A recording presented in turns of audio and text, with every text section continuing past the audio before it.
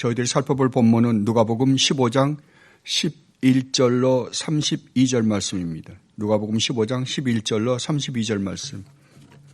이 본문이 길어서 오늘 하루에는 끝나지 않을 것 같습니다. 두 번에 나눠서 제가 말씀을 전할 텐데 중간에 가다가 끊고 다음에 여러분들이 연결해서 들으시면 다음 주까지 들으셔야지 이 본문을 올바로 이해할 수 있을 줄 믿습니다. 15장 11절로 32절 말씀. 또 이르시되 어떤 사람에게 두 아들이 있는데 그 둘째가 아버지에게 말하되 아버지여 재산 중에서 내게 돌아올 분깃을 내게 주소서 하는지라. 아버지가 그 살림을 각각 나눠주었더니 그 며칠이 안 되어 둘째 아들이 재물을 다 모아가지고 먼 나라에 가 거기서 허랑방탕하여 그 재산을 낭비하더니 다 없앤 후 그 나라에 크게 흉년이 들어 그가 비로소 궁핍한지라. 가서 그 나라 백성 중 한 사람에게 붙여 사니 그가 그를 들로 보내어 돼지를 치게 하였는데 그가 돼지 먹는 쥐염 열매로 배를 채우고자 하되 주는 자가 없는지라. 이에 스스로 돌이켜 이르되 내 아버지에게는 양식이 풍족한 품꾼이 얼마나 많은가. 나는 여기서 줄여 죽는구나. 내가 일어나 아버지께 가서 이르기를 아버지 내가 하늘과 아버지께 죄를 지었사오니 지금부터는 아버지의 아들이라 일컬음을 감당하지 못하겠나이다. 나를 품꾼의 하나로 보소서 하리라 하고 이에 일어나서 아버지께로 돌아가니라. 아직도 거리가 먼데 아버지가 그를 보고 측은히 여겨 달려가 목을 안고 입을 맞추니 아들이 이르되 아버지 내가 하늘과 아버지께 죄를 지었사오니 지금부터는 아버지의 아들이라 일컬음을 감당하지 못하겠나이다 하나 아버지는 종들에게 이르되 제일 좋은 옷을 내어다가 입히고 손에 가락지를 끼우고 발에 신을 신기라. 그리고 살진 송아지를 끌어다가 잡으라. 우리가 먹고 즐기자. 이 내 아들은 죽었다가 다시 살아났으며 내가 잃었다가 다시 얻었노라 하니 그들이 즐거워하더라. 맏아들은 밭에 있다가 돌아와 집에 가까이 왔을 때 풍악과 춤추는 소리를 듣고 한 종을 불러 이 무슨 일인가 물은데 대답하되 당신의 동생이 돌아왔음에 당신의 아버지가 건강한 그를 다시 맞아들이게 됨으로 인하여 살진 송아지를 잡았나이다 하니 그가 노하여 들어가고자 하지 아니하거늘 아버지가 나와서 권한데 아버지께 대답하여 이르되 내가 여러 해 아버지를 섬겨 명을 어김이 없거늘 내게는 염소 새끼라도 주어 나와 내 벗으로 즐기게 하신 일이 없더니 아버지의 살림을 창녀들과 함께 삼켜버린 이 아들이 돌아오매 이를 위하여 살진 송아지를 잡으셨나이다. 아버지가 이르되 예 너는 항상 나와 함께 있으니 내 것이 다 내 것이로되 이 내 동생은 죽었다가 살아났으며 내가 잃었다가 얻었기로 우리가 즐거워하고 기뻐하는 것이 마땅하다 하니라. 아멘. 우리는 지난주에 이 누가복음 15장에 기록되어 있는 세 비유 중 두 가지에 대해서 살펴보았습니다. 하나는 잃어버린 양과 잃어버린 또 하나는 잃어버린 드라크마 비유입니다. 이것을 잠깐 요약해 보면 이 세상에는 하나님이 잃어버린 자라는 것은 하나님의 창조전에 택한 자다라고 말해도 틀린 말은 아닌 것 같습니다. 하나님께서 창조전에 택한 자를 하나님께서 잃어버리셨습니다. 그렇다고 한다면 우리가 알다시피 이 세상에 있는 모든 인간들이 다 구원을 받지 못한다라고 한다면 분명히 하나님께서 창세전에 택한 자가 있는 반면에 창세전에 하나님께서 택하지 않은 자가 있다는 것은 사실입니다. 이것은 우리가 싫든 좋든 받아들일 수밖에 없습니다. 그러니까 구원은 온전히 하나님께서 잃어버리신 자, 하나님께서 창세전에 택했는데도 불구하고 하나님이 싫다고 떠나버린 그 자를 하나님께서 구원하신다라는 것을 우리는 지난 비유를 통하여 우리는 살펴보았습니다. 그리고 또 하나는 하나님께서 창세전에 택하신 이 잃어버린 자를 하나님께서 얼마나 대단한 열심과 집념을 가지고 구원하시기를 기뻐하였는지를 우리는 그 본문을 통하여 살펴보았습니다. 그런데 하나님께서는 그 잃어버린 자, 아니 하나님이 싫다고 떠났던 그들을 구원하시게 하여 찾아서 영원한 하나님 나라를 완성시켜 하나님과 함께 영원한 영광 가운데서 살게 하시기 위해서 누구를 보내셨는가? 예, 성자 하나님을 보내셨습니다. 이것은 도저히 이해할래야 이해할 수가 없는 일입니다. 어떻게 창조주 하나님이신 성자 하나님을 보내서 피조물인 우리 하나님 앞에서는 아무런 정말 하나님이 가치를 부여하면 가치가 있는 거고 가치를 부여하지 않으시면 하나도 가치가 없는 우리 같은 거를 구원하시게 하여 성자 하나님을 이 땅에 보내서 구원하신단 말입니까? 이것이 하나님이 우리를 향하여 가지고 계신 열심과 집념입니다. 성자 하나님은 오셔서 여러분들이 이미 아시는 것처럼 모든 율법을 다 지키시고 또 우리가 저지른 죄로 말미암아 우리가 받아야 되는 저주를 십자가에서 받아주시고 우리를 구원해 주셨다는 사실을 우리는 지난 비유를 통해서 살펴보았습니다. 그렇다고 한다면 정말 이 구원은 우리의 구원은 전적으로 하나님의 주권적 은혜로만 주어지는 것입니다. 그런데 하나님께서는 우리를 그렇게 구원해 놓으시고서 얼마나 기뻐하셨는지 모른다고 하나님은 하늘에서 잔치를 벌이시고 또 잔치를 지금도 하나님께서 계속해서 구원해 내시는 잃어버린 자들을 구원해 내실 때마다 잔치를 벌이고 계시며 또 마지막 날에 우리 주님이 다시 오시는 날 영원한 잔치를 벌릴 것이다 라고 말씀을 하십니다.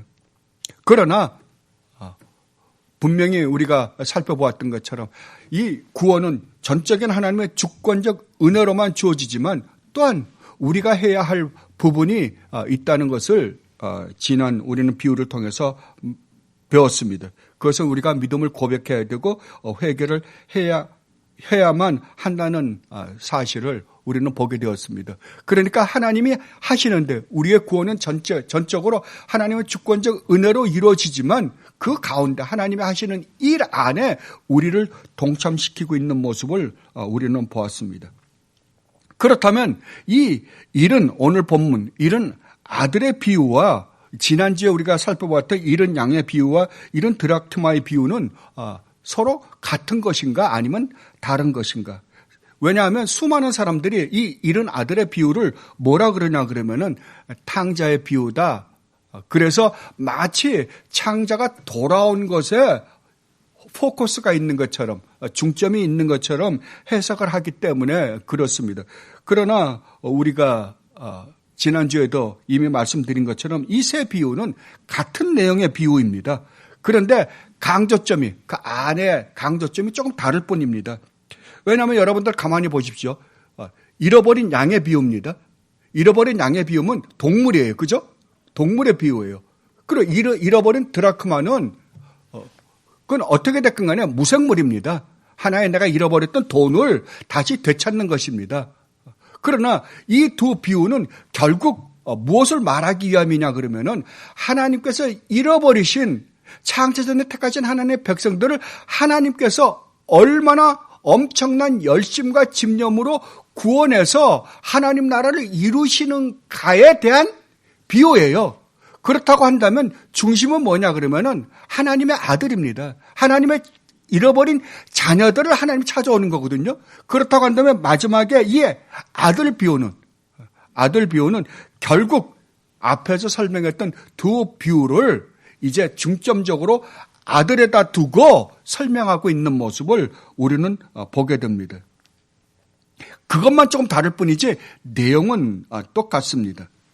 그런데 우리가 이 비유를 해석할 때 가장 조심해야 될 것들 중에 하나가 뭐냐면 알레고리적 해석입니다. 알레고리입니다. 오늘날 수많은 이단들을 보면 거의 다가 이런 비유라든지요. 분명히 이 비유 안에는 우리가 지난번에 살펴보았던 이 천국 비유를 보면 마태복음 13장의 천국 비유를 보면 분명히 알레고리적 묘사가 있습니다. 알레고리적으로 해석해야 되는 부분이 있습니다.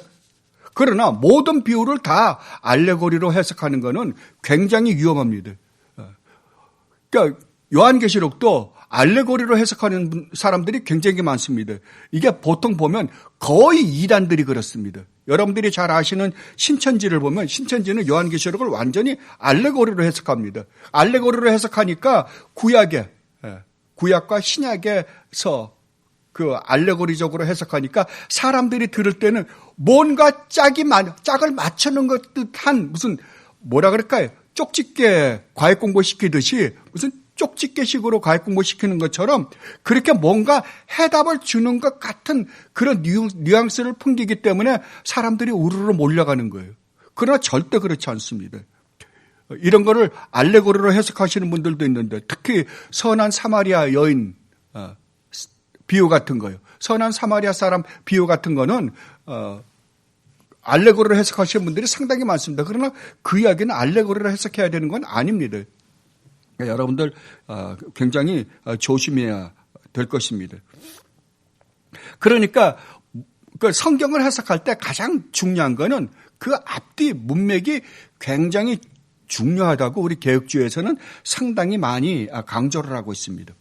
그렇다면 오늘 본문도 마찬가지입니다. 지난주에 우리가 살펴보았던 것처럼 우리 주님이 이 세 비유, 잃어버린 양의 비유와 잃어버린 드라크마 비유, 잃어버린 이 아들의 비유를 해석하는 하나님 주님께서 이 비유를 말씀하실 수밖에 없었던 이유가 무엇인가에 대해서 우리는 이미 살펴보았습니다. 그것이 무엇이라고요? 그것은 바로 1절로 3절 말씀에 대한 주님의 대답이었습니다. 그럼 1절로 3절 말씀이 무엇이었는가 하면 이랬습니다. 모든 세리와 죄인들이, 여기서 죄인들은 일종의 창녀들이겠죠. 모든 세리와 죄인들이 말씀을 들으러 가까이 나오니, 누구에게 말씀을 들으러 가까이 나오겠어요? 예, 주님의 말씀을 들으러 가까이 나오니까 바리새인과 서기관들이 수군거려 이르되 이 사람이 죄인을 영접하고 음식을 같이 먹는다 하더라. 그러니까 주님이 이 비유를 말씀하실 수밖에 없으셨던 것은 주님이 지금 유대인들 입장에서는 혹시 이 예수라는 젊은 분이 혹 자기네들이 그토록 기다렸던 메시아가 아닐지도 모른다라는 생각에 사로잡혀 있다고요. 그게 사람들이 우르르 몰려다녔습니다. 그런데 우리 주님이 수많은 기적들을 행했잖아요. 그러니까 더 주님을 추종을 했겠죠. 정말 이분이야말로 정말 이 세상에 우리가 한 번도 보지 못했던 이런 엄청난 기적을 행하시는 분이라고 한다면 이분이 진짜 메시아가 맞다라고 생각을 했는데, 그렇다면 메시아가 누구를 위해서 와야 돼요? 예, 유대인들을 위해서 와야 돼요. 예, 죄인들을 위해서 오는 게 메시아가 아니라 그분들 생각에는 자기네들처럼 정말 하나님 말씀에 순종하고 하나님의 하나님의 하라는 모든 의식을, 제사를 다 잘 지내고 하나님의 율법에 충실한 자기들을 위해서 메시아가 온다라고 생각했단 말이에요. 그런데 가만히 하시는 일을 보니까 누구하고도 친한 거예요. 도저히 자기네들의 상상으로는, 율법으로는 이해가 안 되는 죄인들과 창녀들과 세리들하고 더 친한 것 같은 거예요. 그랬더니 이게 가능한가라고 지금 예수님에게 여쭤보니까 당신이 정말 메시아가 맞습니까? 라고 반문하는 거예요. 그래서 예수께서 그들에게 이 비유로 말씀하셨다라고 그럽니다. 그럼 그들은 누구예요? 예, 바리새인과 서기관입니다. 그들에게 이 비유를 들어서 무엇인가 말하고자 하는 게 있다는 거죠. 내가 왜 말하고자 하는 게 뭐겠어요? 내가 왜 이 세리들과 너희들이 죄인이라고 생각하는 이 창녀들을 내가 영접하고 그들과 함께 내가 식사를 나누는지에 대해서 설명하고 싶었던 거예요. 그러니까 지금 누구와 누구를 비교해서 지금 설명하냐 그러면은 그들이 죄인이라고 생각하는, 자기네들은 의인이라고 생각하는 서기관과 바리새인들이 죄인이라고 생각하는, 저것들은 인간 쓰레기라고 생각하는 세리와 죄인들을 비교해서 주님이 과연 내가 이 세상에 온 것이, 내가 메시아로서 이 세상에 온 것이 누구 때문에 왜 왔는지에 대해서 설명하기 위해서 이 세 비유를 말씀하시는 거예요. 그런데 첫 번째 비유는 잃어버린 양이에요. 그러니까 하나의 동물을 비유를 해서 했고, 하나는 돈, 하나의 무생물을 비유를 해서 했는데, 이제 드디어 본론에 들어가서 아들을 예를 들어서 지금 주님이 누구이시며, 주님이 이 땅에 왜 오셨으며, 이 땅에 오셔서 하실 일이 무엇이며, 그걸로 말미암아 구원받을 하나님의 백성들이 얼마나 영광 가운데서, 축복 가운데서 있게 될 것인가에 대해서 설명하고자 이제 잃어버린 양의 비유에 대해서 말씀하시는. 그러니까 이게 잃어버린 양의 비유가, 잃어버린 아들의 비유가 맞는 거죠. 잃어버린 양, 잃어버린 드라크마, 잃어버린 아들.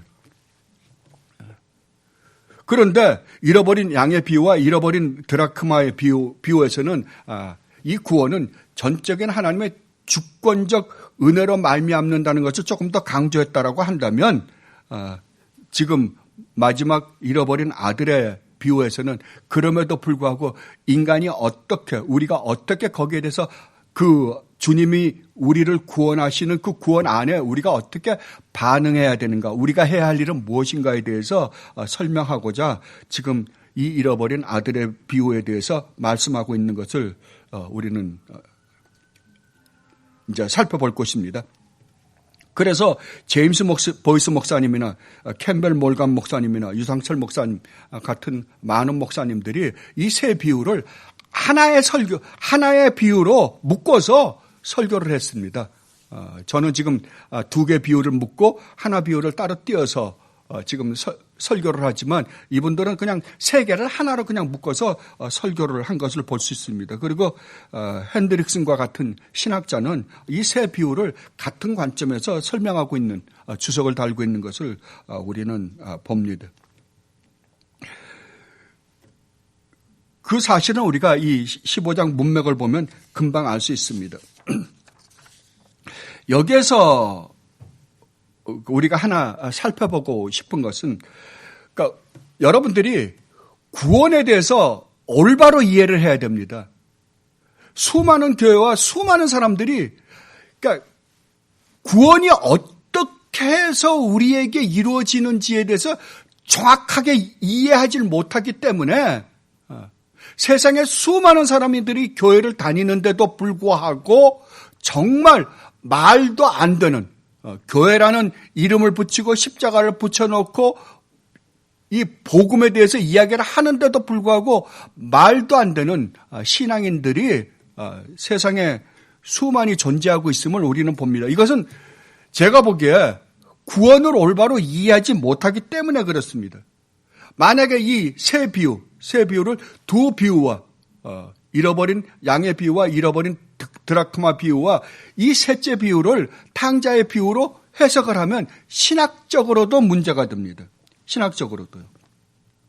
성경은 분명히 뭐라 그러나 그러면 우리의 구원은 어떻게 해서 주어진다고요? 예, 하나님의 전적인 은혜로만 주어진다라고 이야기를 합니다. 은혜로만 주어진다고. 그 대표적인 것이 에베소서 2장 8절로 10절 말씀입니다. 에베소서 2장 8절로 10절 말씀을 보면 그 안에 있는 내용이 얼마나 아름다운지 몰라요. 너희는 그 은혜에 의해서 믿음으로 말미암아 구원을 받았다라고 합니다. 여기 단어가 몇 개가 나오냐 그러면, 자, 너희는 은혜에 의해서 믿음으로 말미암아 구원을 받는다. 그러니까 세 단어가 나오죠. 예, 은혜, 믿음, 구원이요. 근데 구원은 그러니까 은혜와 믿음이라는 것과 함께 어우러져 있는 모습을 봅니다. 그러니까 구원은 전적인 하나님의 은혜, 선물인데 그 선물을 받는 손을 뭐라 그러면 이제 누가 선물을 줍니다. 선물을 주는데 감사히 받잖아요. 감사히 받으면 감사히 받는 손이 받았기 때문에 그게 자기 소유가 되는 건 아니잖아요. 주는 사람이 그걸 주었기 때문에 받는 손은 아무 역할을 안 하는 거예요. 그냥 받는 것뿐이에요. 이것을 믿음이다라고 지금 이야기하고 있는 겁니다. 그래서 뭐라 그러냐면 이것은 너희에게서 난 것이 아니라니까요. 너희에게 이 구원의 근거가 있는 것은 절대 아니다라고 설명을 합니다. 그러니까 우리에게 근거가 있는 것이 아니요 하나님의 선물이라고요. 우리에게서 근거하지 않았기 때문에 행위에서 난 것이 아니라고요. 우리가 무엇을 했기 때문에 내가 손을 뻗쳤기 때문에 그 선물을 받은 게 아니라고요. 그냥 선물을 주니까 받은 것뿐이에요. 이건 하나의 손이라는 건 도구 역할을 했다는 거예요. 믿음이라는 건 그냥 하나님이 우리에게 주시는 선물을 받는데 도구 역할을 한 것밖에는 아무것도 없다요. 그것 때문에 우리가 구원을 받고 안 받고 하는 결과를 초래한 건 아니다라고 설명을 하는 거예요. 그래서 이는 누구든지 자랑하지 못하게 하려 함이라. 만약에 이 손이 만약에 내가 손을 내밀었기 때문에 그 선물을 받을 수 있었다라고 한다면 그 손을 안 내민 사람은요? 안 내민 사람은 너는 손을 안 내밀었기 때문에 못 받은 거야. 그래야 될 거 아니에요. 그죠? 근데 그게 아니라는 거죠. 그래서 아무도 자랑하지 못한다. 우리는 그가 만드신 자라. 재창조했다는 거죠. 하나님이 우리를 창조하셨는데 그러면 구원은 뭐냐? 구원은 재창조다. 그러면 하나님이 처음에 우리를 창조하셨는데 뭔가 잘못됐기 때문에 다시 재창조를 한 것을 뭐라 그런다고요? 구원이라 그런다라고 이야기합니다. 자, 그렇다고 한다면 여기에서 여러분들이 구원의 여정에 대해서 여러분들은 이미 배웠습니다. 그러니까 구원의 여정이 뭐냐 그러면은 예정, 예지, 그리고 하나님의 효과적 부리심, 그 다음에 우리가 거듭남, 중생, 그 다음에 회심, 믿음과 회개, 그 다음에 칭의, 의롭다함을 얻음, 그 다음에 양자됨, 그 다음에 성화, 성도의 견인, 영합니다. 이게 구원의 과정이라고 한다면 이건 논리적인 과정이에요. 순서적인 시간적인 과정이 아니라 논리적으로 우리의 구원을 설명하기 위해서 이렇게 만들어 본 거예요. 자, 그렇다고 한다면 이게 구원이라고 한다면 이 중에 하나라도 빠지면 어떻게 될까요? 하나라도 빠지면 절대 구원은 완성이 안 됩니다요. 그죠? 구원의 과정이 있는데 구원의 과정 중에 하나가 빠져버리면 아무것도 안 되는 거예요. 아무리 하나님께서 예정했다 하시더라도 우리가 중생하지 않고 믿음과 회개를 고백하지 않고 우리가 성화를 거치지 않고 구원받을 수 있는 방법은 없어요. 그래서 이것을 골든 체인이라고 합니다. 이건 떨어질래야 떨어질 수가 없는 거예요. 그런데도 불구하고 오늘날 구원을 받았다고 하는 사람들, 교회를 다닌다고 하는 사람들 중에 성화가 없는 사람이 얼마나 많아요. 믿음을 잘못 이해하고 회개를 잘못 이해하고 거룩한 삶을 살지도 않은데도 불구하고 자기네들은 구원받았대요. 이게 가능합니까? 이거 절대 있을 수가 없는 거예요. 이 논리적으로 안 맞습니다. 성경적으로 맞질 않아요. 그런데 이런 짓들을 하고 있는 사람들이 얼마나 많아요. 목사들이 복음을 전하기보다는 딴짓해요. 정치 일을 한다니까요. 목사는 정치하는 사람이 아니에요. 정치하는 사람은 정치인이에요. 근데 목사들이 정치를 하려고 덤벼요. 아닙니다. 아닙니다. 절대 아닙니다. 그런데 이 구원의 여정을 가만히 여러분이 보시면 이 구원의 여정 안에 100% 하나님이 하시는데 하나님이 하시는 일 중에 우리가 해야 하는 것들이 포함되어 있어요. 그게 뭐예요? 믿음을 고백해야 되고 우리가 회개해야 되고 그 다음에 거룩한 삶을 우리가 살아야 돼요. 우리가 살아야 돼요. 그러니까 앞에서 예정이나 효과적 부르심이나 중생이 없이는 우리는 믿음과 회개를 할 수가 없어요. 그죠? 하나님의 하시는 일 속에 100% 하나님이 하시는데 100% 하나님이 하시는 일 속에 우리가 하는 일이 중간중간에 끼어들어가 있습니다. 우리가 하는 일.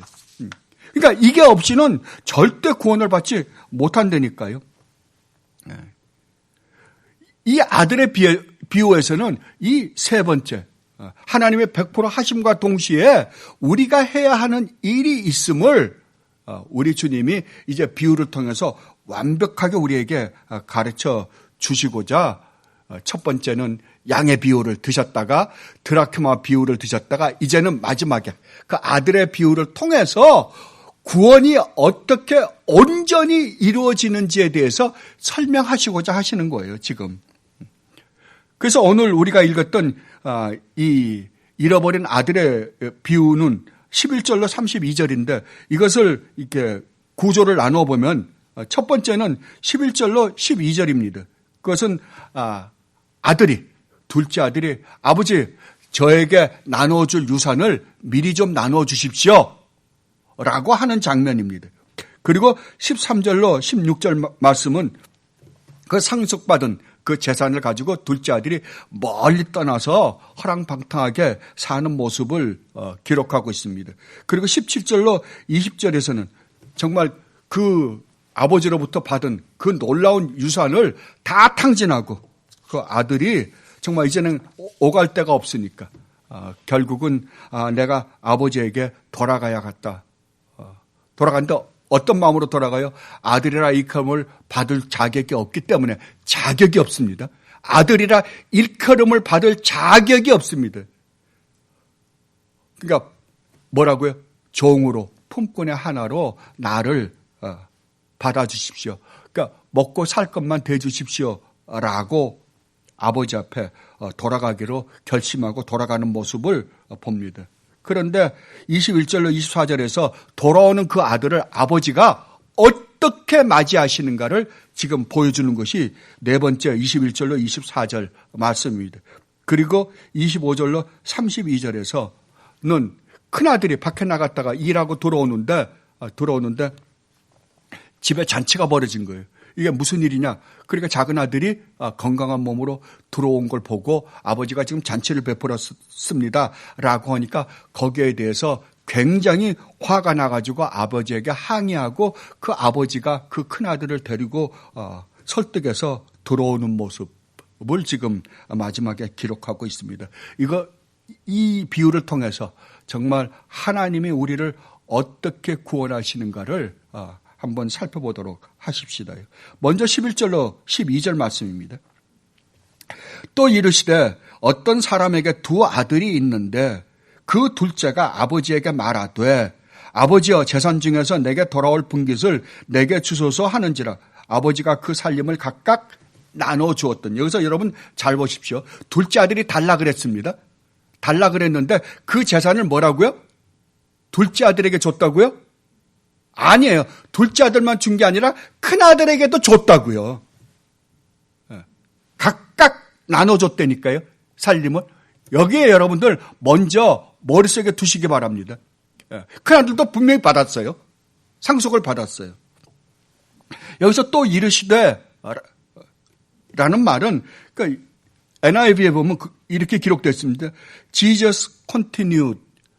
그러니까 이 말은 앞에 두 비유와 이것은 같은 내용의 비유이다라는 걸 지금 말하는 거예요. 주님이 계속해서 지금 세 비유를 한꺼번에 지금 설명하고 있는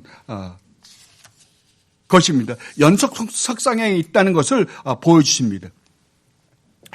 그런데 그 둘째 아들이 뭐라 그러냐면 아버지여 재산 중에서 내게 돌아올 분깃을 내게 나누어 주십시오 그랬다니까요.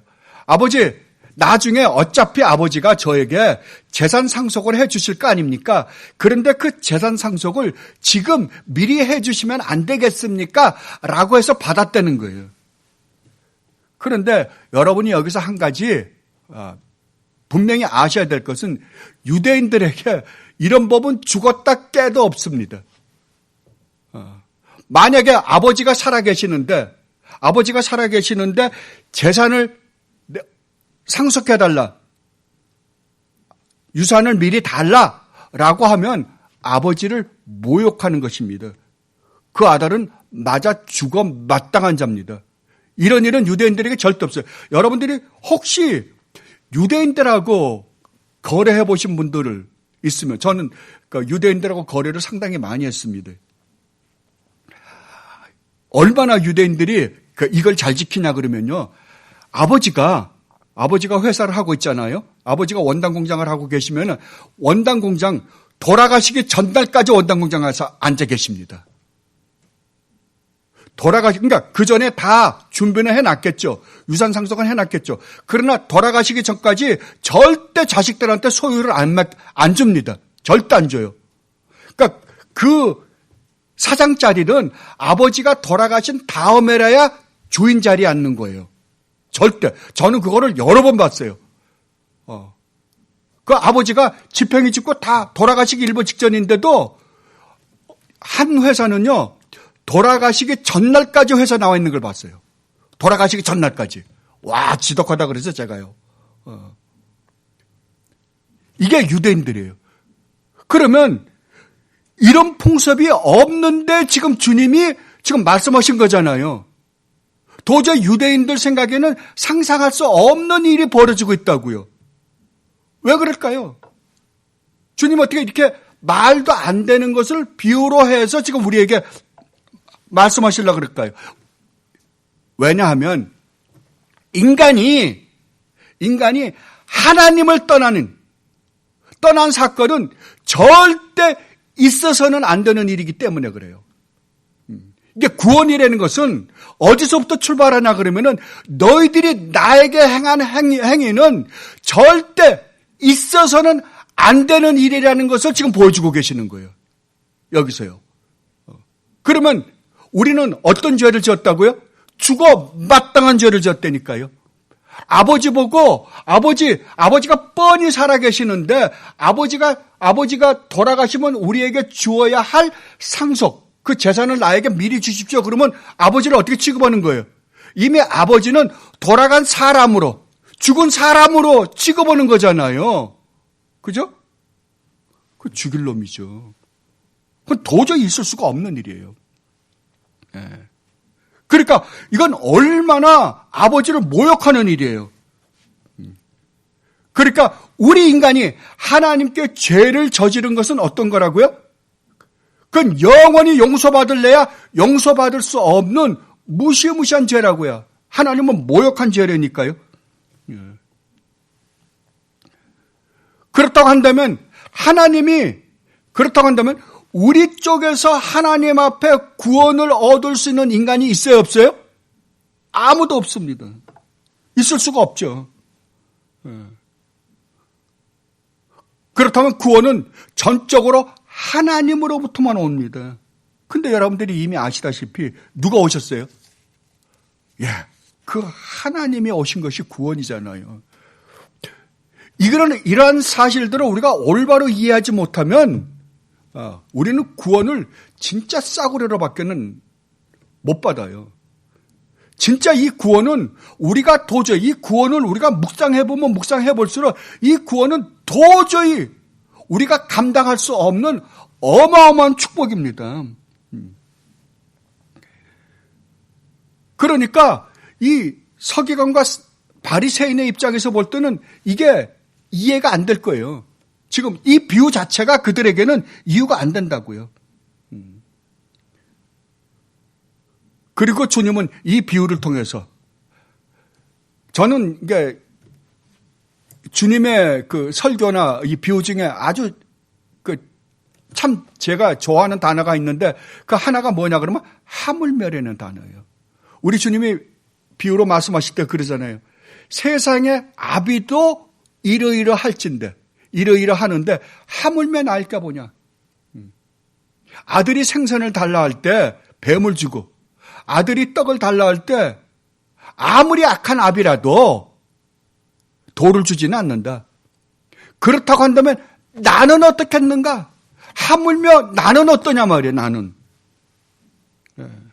그러니까 이 비유를 통해서 인간의 아비도 자기 자식이 자기를 떠난 자기 자식, 자기를 모욕하고 떠난 자식을 받아들일 때 이렇게 받아들인다고 한다면 하물며 하늘 아버지께서는 어떠하시겠는가라는 것을 우리에게 보여주시고자 하십니다. 자, 아까 제가 말씀드렸듯이 그 둘째 아들이 달라고 재산을 상속해 달라고 할 때 누구도 받았다고요?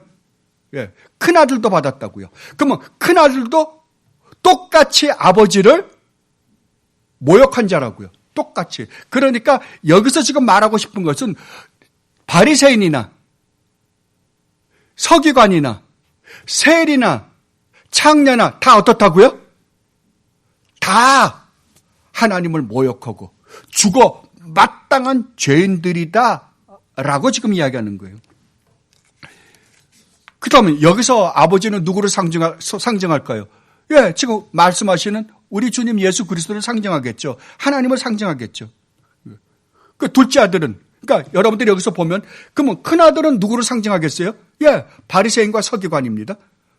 우리가 나중에 보면 그 묘사들이 나는 지금까지 아버지의 말씀대로 잘하지 않았습니까? 라고 해요. 그러니까 자기네들은 지금 하나님의 말씀대로 잘 순종하니까 나는 칭찬을 받아야 되고 상을 받아야 되는 사람이지만 저 세리나 창녀는 저가 죽어 마땅한 자들입니다. 이런 의미잖아요, 지금. 근데 주님 뭐라고요? 똑같다고요, 니네들은. 니네는 똑같이 나를 버리고 떠난 자들이라고요. 그러니까 큰아들은 서기관과 바리새인을 상징한다고 하지만 이 둘째 아들은 세리와 창녀들을 상징한다고 봄이 옳을 것입니다. 그렇다면 우리가 여기서 지금 하나 배울 수 있는 것은 우리 인간이 얼마나 이기적이고 탐심으로 가득 차 있고 얼마나 이 세상의 쾌락을 쫓아가는지 우리는 여기서 볼 수 있습니다. 우리 인간이 어떤 존재라고요? 타락한 우리 인간은 부모까지도 버릴 수 있는 존재라니까요. 부모까지도요.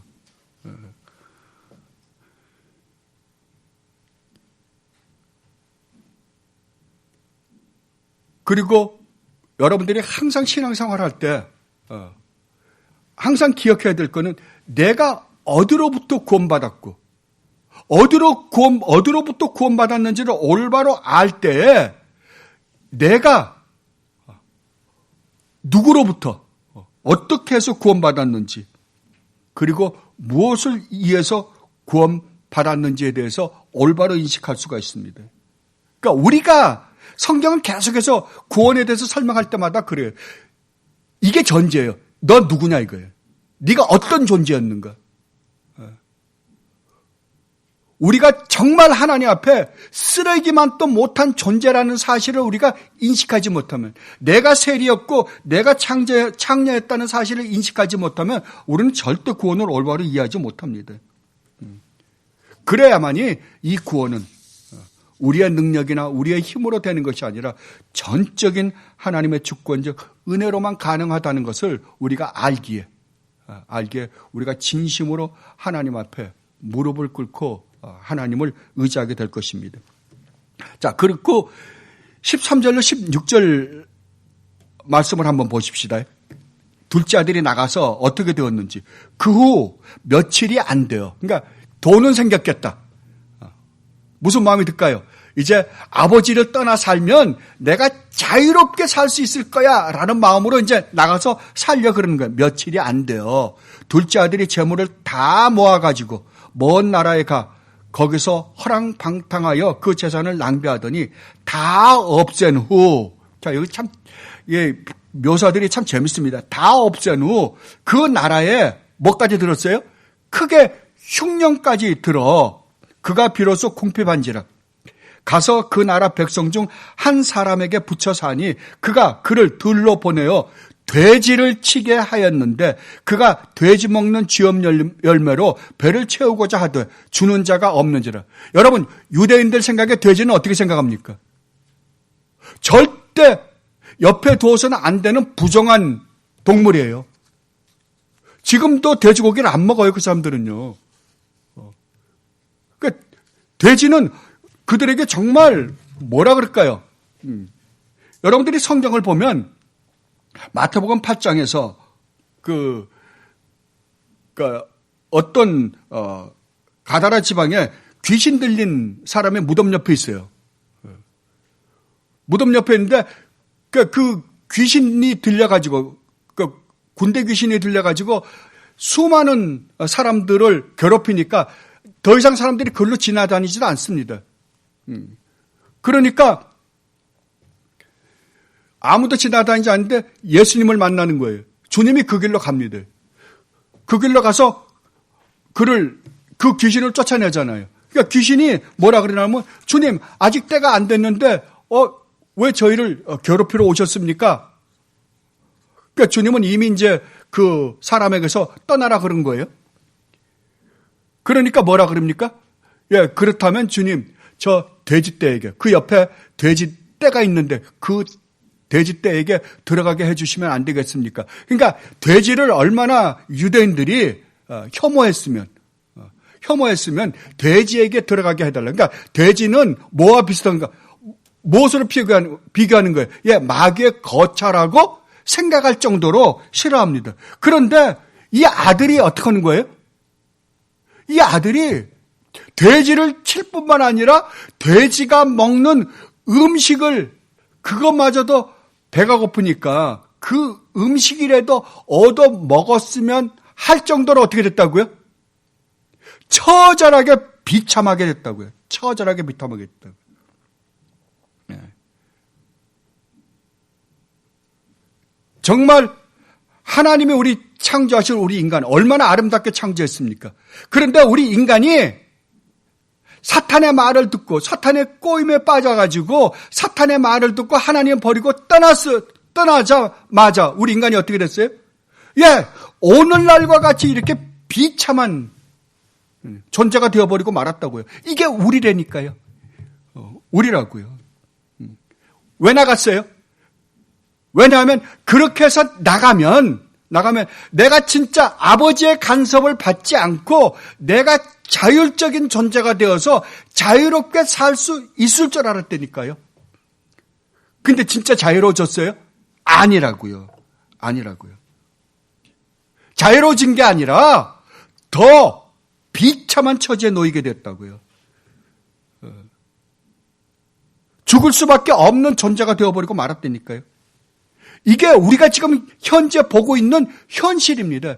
인간은 지금 정말 하나님을 떠난 인간들이 이렇게 비참한 가운데 있는데도 불구하고 자기가 비참한 가운데 있다는 것을 고의적으로 잊어먹으려고 그래요. 인간은 고의적으로 잊어먹으려고 그럽니다.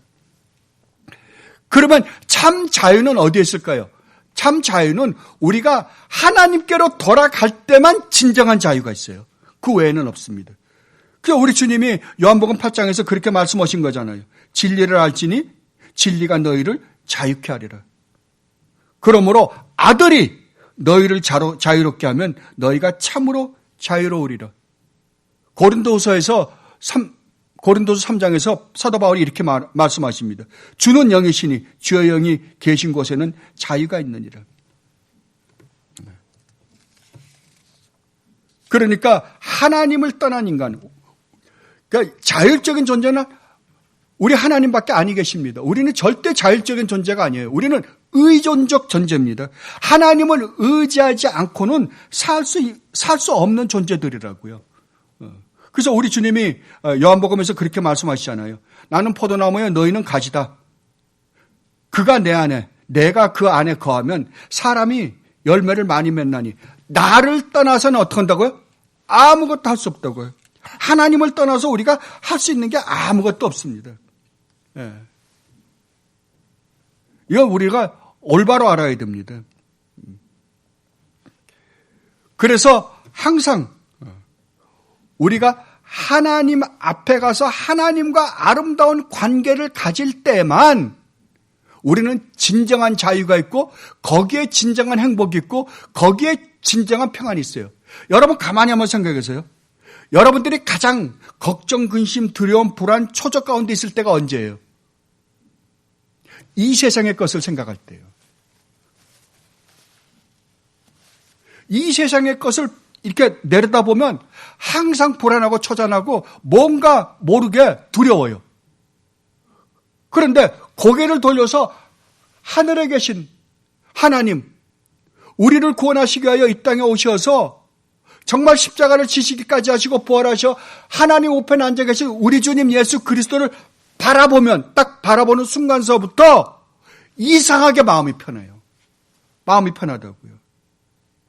진정한 자유는 그 안에 있다니까요. 그래서 하나님을 떠나 사는 이 세상에는 절대 평강이 없습니다. 평안이 없어요. 그래서 이사야서 57장에서 이렇게 말씀하시는 거예요. 내 하나님의 말씀에 악인에게는, 악인이 뭐예요? 죄인들입니다. 하나님을 떠난 자들이에요. 평강이 없다 하셨느니라. 그래서 하나님 나라가 뭐예요? 하나님이 다스리는 나라가 의와 평강과 기쁨이에요. 의와 평강과 기쁨이에요.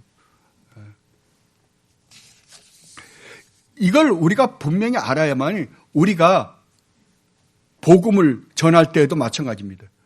보통 사람들이 복음을 전하는데 내가 복음을 전하는 그 복음 전도자의 대상이 누구인지 모르고 가는 모습을 우리는 얼마든지 봅니다.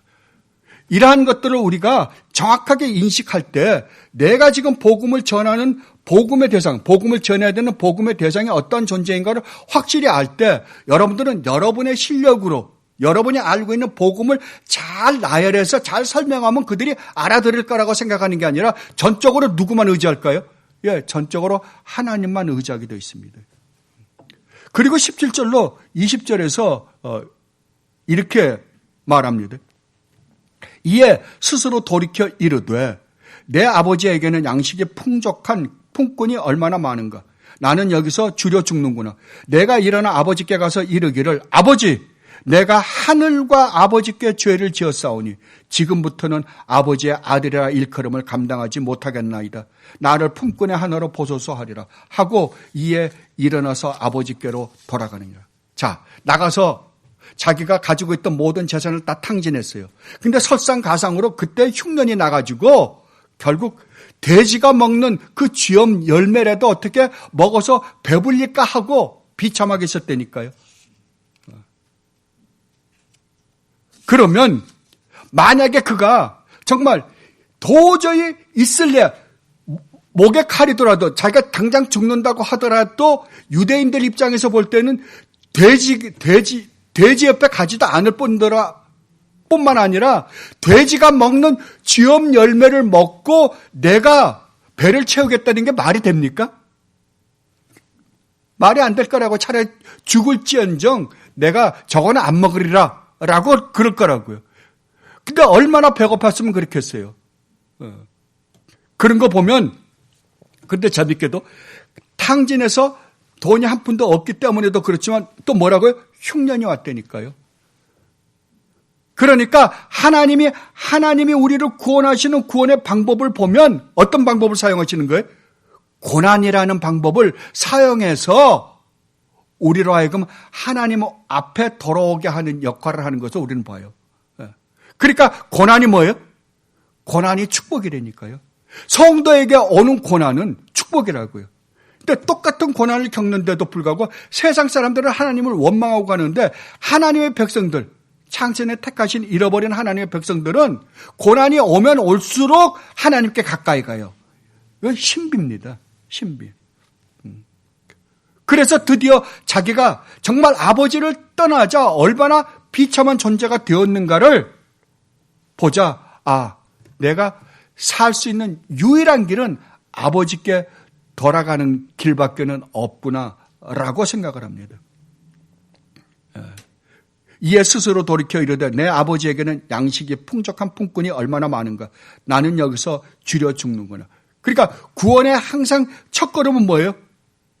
생각을 하는 거예요. 자기의 비참함을 돌아보고 하나님을 떠난 자기 자신의 비참함을 보고 그리고 아버지에게 돌아가야만이 진정한 기쁨과 행복이 평안이 그 안에 있다는 것을 알고 돌아가려고 마음먹은 것이 첫 번째예요. 그리고 두 번째로 내가 일어나 아버지께 가서 이르기를 아버지 내가 하늘과 아버지께 죄를 지었사오니 지금부터는 아버지의 아들이라 일컬음을 감당하지 못하겠나이다. 나를 품꾼의 하나로 보소서 하리라 하고 두 번째 과정은 진심으로 하나님 앞에 무릎을 꿇고 회개를 하는 겁니다. 그리고 세 번째는 이에 일어나서 아버지께로 돌아가니라. 그러니까 회개는 반드시 뭐가 있는 거예요? 회개는 내가 얼마나 비참한 처지에 있는 죄인인가를 깨닫고 그리고 하나님 앞에 내 죄를 진실되게 고백하는 걸로 끝나지 않는다고요. 어디까지가 회개라고요? 예. 세상으로부터 자기가 있던 자리에서 일어나서 아버지께로 가는 것까지가 회개라고요. 회개라고. 그 아들의 입장에서 보면 이 일은 자기가 한 것처럼 보일 거예요. 그러나 이 일을 자기가 한 게 아니라 그 뒤에서 그 아들로 하여금 회개할 수밖에 없는 여건을 만드신 분은 누구세요? 하나님이세요. 하나님이세요. 예. 자기가 가지고 있는 재산을 다 탕진했는데 하나님께서 거기를 뭘 줬어요? 흉년을 주셨다니까요. 예. 흉년을 주셨어요. 그런 거 보면 여러분들이 어느 날 목사님의 설교를 들었든지 아니면 성경을 읽다 그랬든지 어떻게 되었든지 간에 여러분들이 하나님의 말씀을 듣고 내가 정말 죄인이었구나 라고 깨닫고 그 다음에 하나님 앞에 진실되게 죄를 고백하고 여러분들이 회개하고 하나님 앞에 돌아온 모든 것이 여러분이 똑똑해서 여러분의 죄를 깨닫고 하나님 앞에 회개하고 돌아온 것이 아니라 그 뒤에서 누가 역사했다니까요. 모든 이 세상의 일들, 여러분들 주위에서 일어나는 모든 일들을 하나님께서 일으키셔서 여러분들을 하여금 죄를 깨닫게 하고 회개케 하고 또 하나님께로 돌아오게 하는 역사를 그 뒤에서 하나님이 하셨다고요.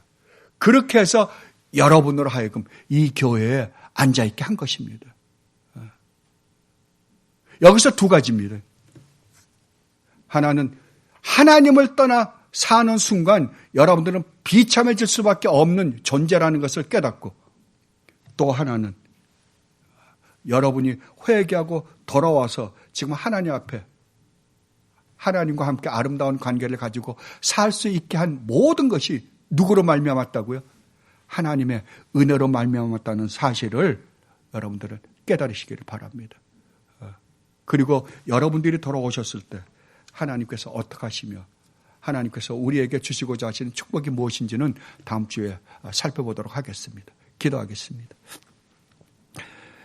아버지 하나님, 그렇습니다. 아버지께서 저희들을 창조하실 때 정말 아름답게 창조하셨습니다. 하나님 보시기엔 너무나 좋으셨습니다.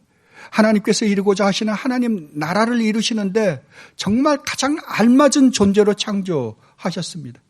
그런데 저희들이 사탄의 말을 듣고 사탄의 꼬임에 빠져서 아버지를 버리고 정말 진짜 아버지의 간섭 없이 자유를 누리고자 내가 자율적 존재가 되고자 아버지를 떠나자 얼마나 비참한 처지에 처해 놓여졌는지 모릅니다.